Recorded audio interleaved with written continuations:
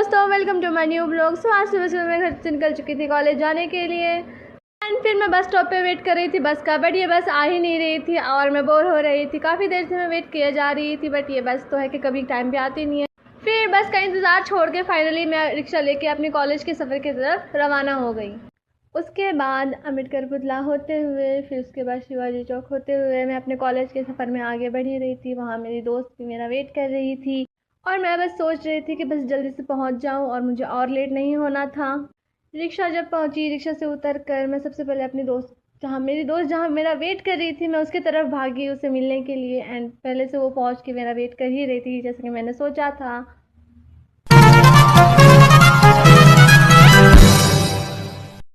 Finally उससे मिलने के बाद पहले हमने लिया 2 स्प्राइट्स की बोतल। उसके बाद हम लोग कॉलेज के लिए फिर रवाना हो गए। कॉलेज के अंदर एंटर होते ही पहले तो हमें बहुत सारी 4 व्हीलर्स नज़र आते हैं। इतना तो अमीर कॉलेज भी नहीं है जितना यहाँ पे 4 व्हीलर्स हमें दिख जाते हैं। दैन फिर उनको इग्नोर करते हुए मैं और मेरे दोस्त अपना एंजॉय करते हुए जा ही रहे थे अंदर की तरफ। स्पोर्ट्स चालू था, हम स्पोर्ट्स कॉम्प्लेक्स की तरफ बढ़ रहे थे। उस वक्त धूप भी बहुत ज़्यादा हो रही थी और वक्त भी दोपहर का ही था, सो ऑब्वियसली धूप तो होनी ही थी। स्पोर्ट्स कॉम्प्लेक्स पहुंचने के बाद मैंने देखा कि वहाँ पे सीनियर स्टूडेंट्स का क्रिकेट का मैच चल रहा है, बट हमें तो देखना ही नहीं था। हम उसको इग्नोर करके अंदर की तरफ चले गए बिकॉज हमें तो बैडमिंटन देखना था। अंदर जाके हम दोनों ऐसे बैठ गए जैसे वहाँ पे हम ही जज है, हम ही ऑडियंस है। सबका मैच चल रहा था और हम लोग उनको देख ही रहे थे विथ स्प्राइट के साथ, उसको एंजॉय भी कर रहे थे। मैच चल ही रहा था। फिर मैंने देखा कि सामने से एक सर थे जो वीडियो बना रहे थे। सो मैं भी अब अपना फ़ोन उठा लिया और फिर मैं भी उनका वीडियो बनाने लग गई। मेरी दोस्त भी मुझे बोल रही है कि देखो वहाँ से सर वीडियो बना रहे हैं। मैंने मेरी दोस्त को कहा कि चलो वो वीडियो बना रहे हैं, मैं भी उनका वीडियो बनाऊँगी, हिसाब बराबर। फिर थोड़ी देर और मैच देखने के बाद, बिकॉज़ लड़कियों का मैच चल रहा था सो मुझे तो देखना ही था।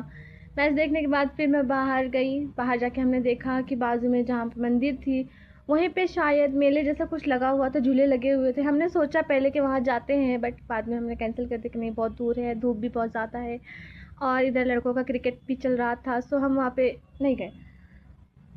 धूप बहुत ज़्यादा थी, सो हम लोग वापस कॉम्प्लेक्स के अंदर आ गए। थोड़ी देर हम एक साथ बैठे और फ़ैन के नीचे हमने थोड़ा रेस्ट किया बिकॉज़ गर्मी बहुत ज़्यादा ही हो रही थी।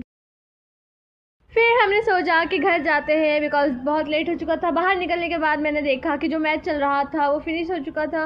दैन प्राइज़ डिस्ट्रीब्यूशन चालू था, बट हमें तो पता ही नहीं था कि जीता कौन है। दैन फाइनली सब खत्म होने के बाद मैंने और मेरे दोस्त ने कॉलेज को अलविदा करके घर के लिए रवाना हो गए। उसके बाद मैंने अपनी दोस्त को अल्लाह हाफिज़ कहा और हम अपनी अपनी ज़िंदगी की अलग अलग राहों पे चल दिए।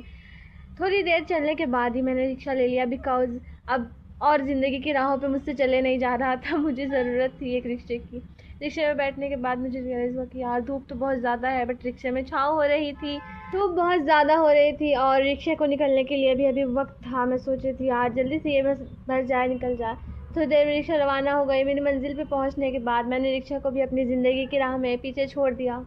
रिक्शा को भी मैं अलविदा करके मैं बस स्टॉप की तरफ चल पड़ी। मेरे कदम काफ़ी तेज़ी से बस स्टॉप की तरफ बढ़ते जा रहे थे। गाड़ियाँ भी काफ़ी तेज़ी से आ रही थी, बट मैं तो डरने वाली हूँ नहीं, मैं तो आगे बढ़ते रहूँगी।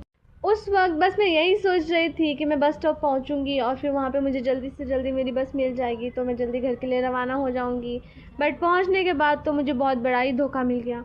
वहाँ पे कोई भी बस थी ही नहीं। काफ़ी देर इंतज़ार करने के बाद फिर मैंने सोचा कि अब क्या ही फ़ायदा है इंतज़ार करके, वहाँ से निकल लिया जाए। वहाँ से मैं निकली रिक्शा के लिए, तभी मैंने देखा कि सामने से आ रही है एक बस।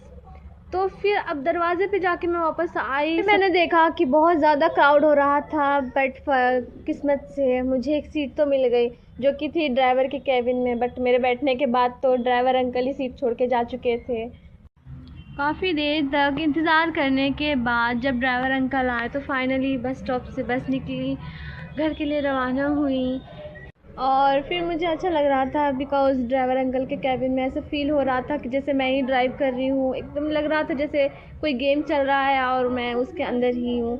बस थोड़ी ही दूर निकली ही थी कि उतने में ही सिग्नल लग चुका था। काफ़ी देर तक सिग्नल में हम फंसे रहे।